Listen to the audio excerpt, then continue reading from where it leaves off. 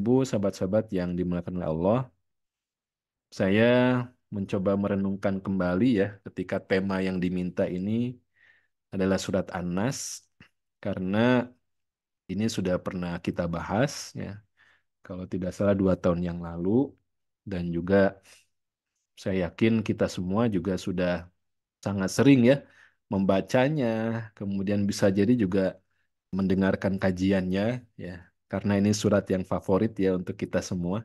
Surat yang juga banyak benefitnya buat kita semua. Surat yang juga disunahkan untuk dibaca saat kita akan berangkat tidur, disunahkan untuk kita baca dan paket ya dengan surat Al-Falaq ya. Namun karena ini sebuah perjalanan ya bersama Al-Quran, tentu sebagai hamba Allah yang beriman, kita tidak akan merasa puas atau cukup ya bahwa kajian kita terhadap satu ayat atau satu surat tentu itu tidak akan mengungkap semua hal yang dengan keterbatasan yang kita miliki dan juga bahwa Al-Quran ini adalah kitab yang diturunkan untuk umat yang terakhir, untuk nabi yang terakhir dan diperuntukkan untuk hudan linas untuk seluruh manusia dan sampai nanti hari kiamat, maka tentu saja isi dari Quran ini itu akan selalu ya memberikan petunjuk, memberikan pedoman, memberikan inspirasi, insight, memberikan obat, motivasi, tidak hanya saat Al-Quran diturunkan pertama kali ya di zaman Nabi Muhammad SAW saja, termasuk kepada para sahabat, sampai nanti kepada kita dan kepada manusia akhir zaman, maka Al-Quran akan terus memberikan ya memberikan berbagai macam petunjuk, pedoman, insight dan sebagainya itu tadi itu. Maka begitu pula saat kita oh ini sudah pernah nih, sudah pernah kita kaji, sudah pernah kita baca ya, sudah pernah kita bahas gitu. Maka ketika kita kembali ke surat atau ayat yang sama, maka perasaan bahwa kita belum mencakup, belum mengcover semuanya, bahwa di situ masih banyak harta karun yang belum bisa kita ungkap, ini harus kita munculkan sebagai bentuk keimanan kita tentang kesempurnaan Quran ini, sebagai bentuk lemahnya diri kita, terbatasnya pengetahuan diri kita, sebagaimana yang setiap kita selesai tilawah ya, hatam tilawah, kita membaca surat An-Nas, kemudian kita kembali ke surat Al-Fatihah, dan disunahkan membaca doa khotmil Qur'annya ya itu dengan melanjutkan bacaan sampai 5 ayat pertama ya surat Al-Baqarah. Alif Lam Mim dzalikal kitabul la raiba fi hudalil muttaqin dan selanjutnya. Jadi setelah 5 ayat Al-Baqarah itu barulah kita doa khotmil Quran. Jadi bukan selesai minal jinnati wan nas kemudian doa. Jadi sunahnya adalah kembali ke depan seperti ngasih DP gitu ya, ngasih DP bahwa saya tidak akan berhenti baca Quran, ya, saya akan kembali lagi baca dari awal, dan ini DP-nya. Ini DP-nya adalah Al-Fatihah dan 5 ayat pertama surat Al-Baqarah. Dan setiap kita seperti itu ya, kita kembali ke Al-Baqarah dan kita bertemu dengan Alif Lam Mim, di mana Alif Lam Mim ini semua sepakat ya, tidak ada yang mengetahui maknanya, hakikatnya apa kecuali Allah.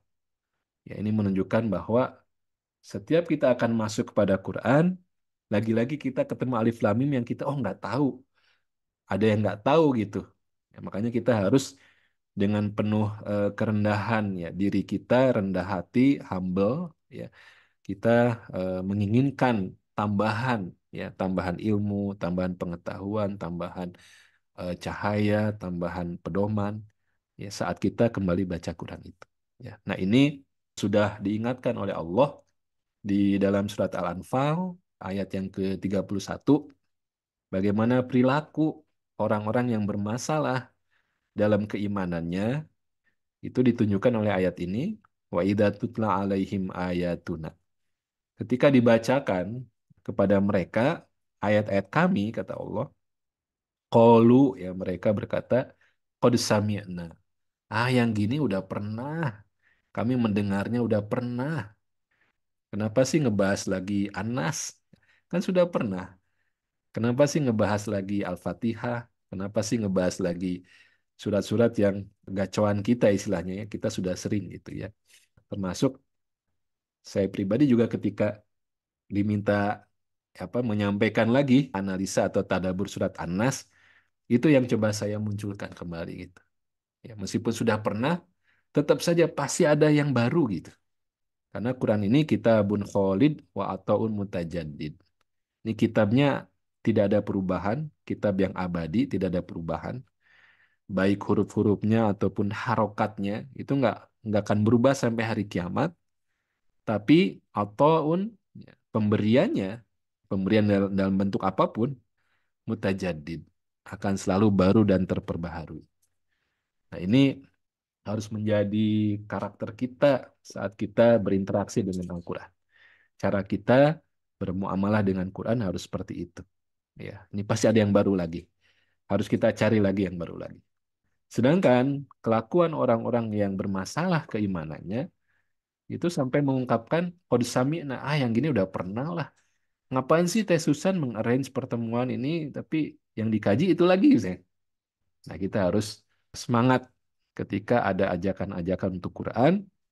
Bahkan ada seorang sahabat itu sudah menghatamkan ya kajian atau tafsir, bukan tilawah lagi ya, bukan setoran hafalan lagi, tapi mengkaji tafsirnya itu sudah hatam. Kalau nggak salah sahabat Muad bin Jabal radhiyallahu anhu. Beliau udah selesai, kemudian balik lagi ya, balik lagi mengkaji lagi. Subhanallah. Kan waktu untuk mengkaji itu pasti lebih lama ya dari membaca, dari menghafal. Satu ayat mungkin bisa 1 jam gitu ya. Nah, ini ketika kita bercita-cita ya menjadi golongan hamba-hambanya yang diaku menjadi umatnya Nabi Muhammad SAW, maka memang kita harus melihat bagaimana contoh kehidupan para sahabat itu dalam urusan Quran tuh nggak pernah bosen, nggak pernah jenuh ya, kepengen lagi, kepengen lagi. Kalau sekiranya ada 30 juz yang berikutnya, masih siap dibaca, masih siap dihafal, masih siap dikaji. Itu. Ini ya, jadi kita ingat jangan sampai ada qad sami'na ya. Lau nasya'u lakulna misla hadza in hadza illa asatirul awwalin. Nah, ini.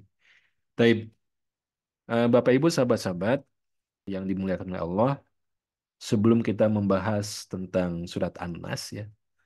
Itu kan surat yang kontennya adalah permohonan perlindungan.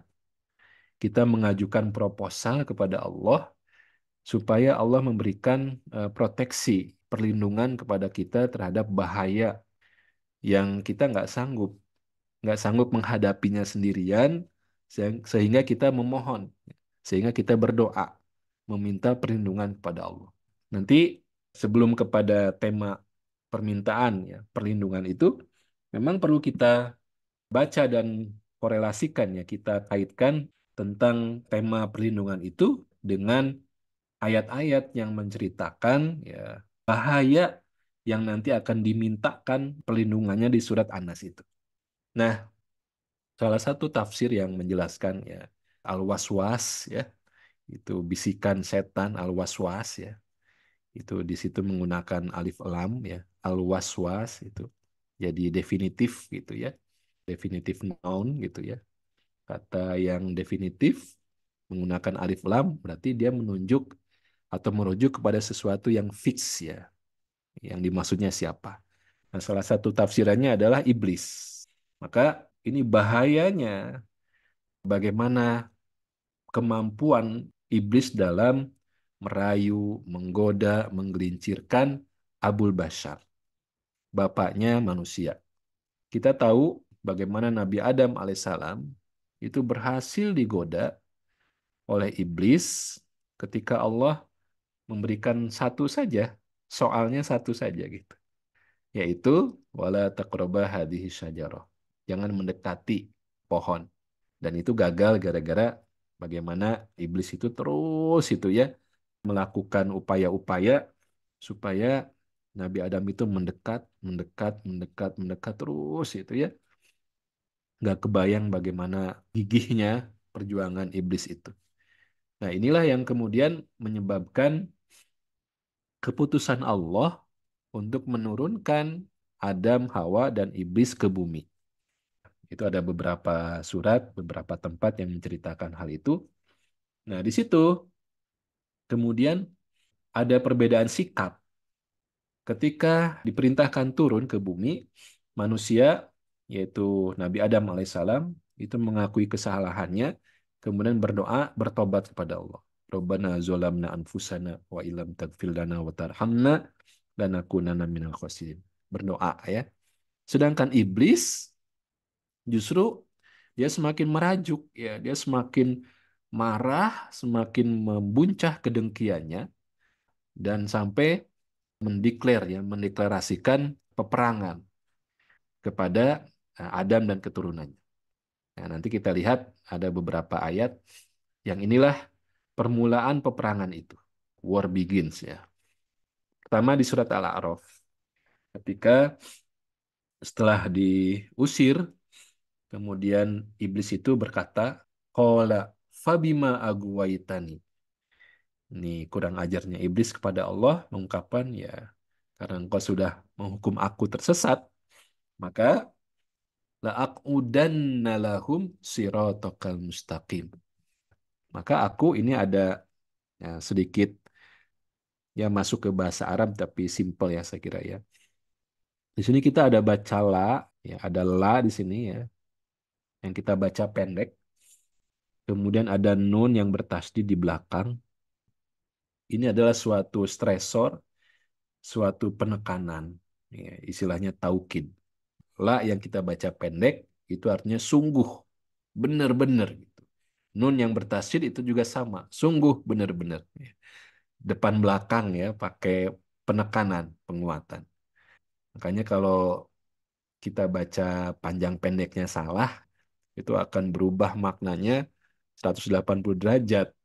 Jadi kalau kita baca la panjang, itu artinya tidak. Tapi kalau la-nya pendek, itu benar-benar ya. Apa ungkapan iblis ini? La'aqudanna lahum. Qa'ada ini akar kata atau aslinya aquda. Ini akar katanya adalah dari qa'ada ya. Artinya duduk.